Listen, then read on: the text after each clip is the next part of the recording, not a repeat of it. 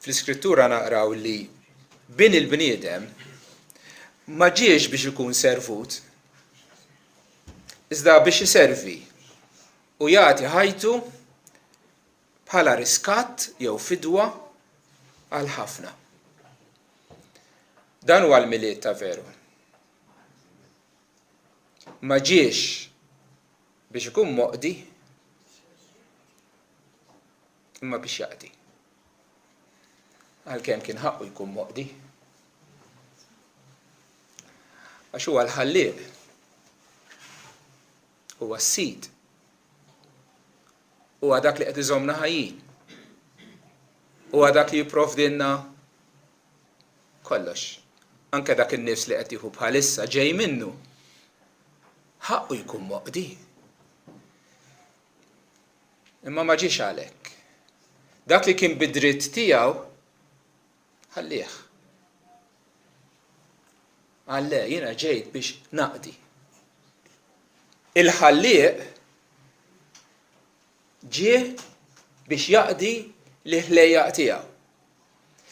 Is-sid tas-sidien sar għaddej biex iservi l-ħlejjaq tiegħu. L-omnipotenti li jżomm kollox bis-seta tal-kelma tiegħu sar dajjef tarbija fi ħdan Marija.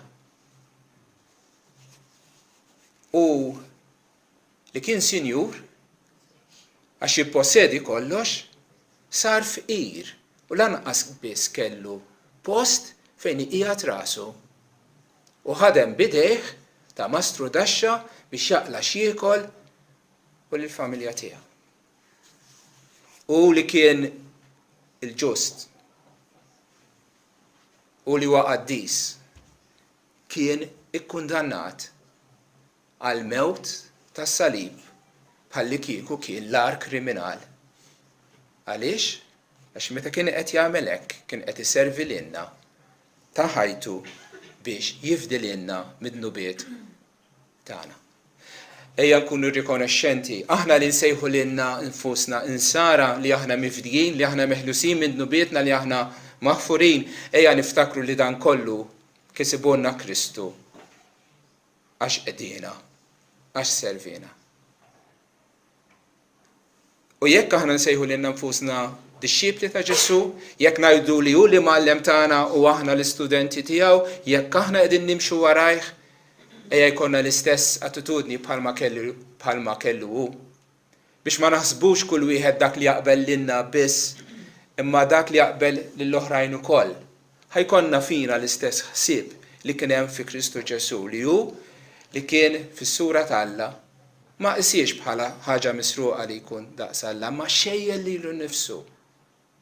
U kien magħmul fi xbija ta' għaddej.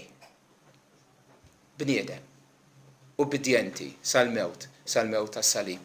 Jekk aħna nsejħu lilna nfusna dixxipli ta' Ġesu Kristu, ejjew ukoll aħna bħalu naqdu lil xulxin, inservu lil xulxin, bekk inkunu qegħdin nuru li l-Ispirtu ta' Kristu hija ġo qlubna. Amen.